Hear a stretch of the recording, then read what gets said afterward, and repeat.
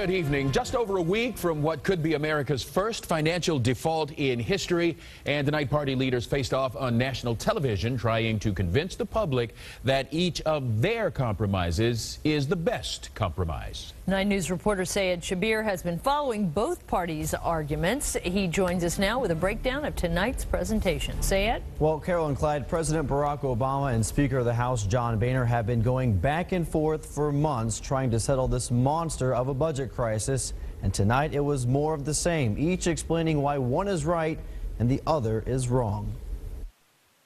President Obama began his address with a history lesson. For the last decade, we've spent more money than we take in. His idea to put an end to the irresponsible tradition is no secret. He's been pushing for what he calls a balanced approach to cut spending, where defense spending would drop, waste and fraud within Medicare would be cut, and tax breaks for the country's wealthiest would cease to exist. This balanced approach asks everyone to give a little without requiring anyone to sacrifice too much.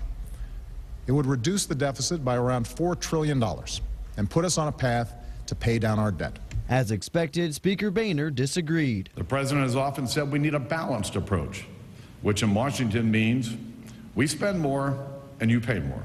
The stalemate out from behind closed doors and now on live TV. The solution to this crisis is not complicated.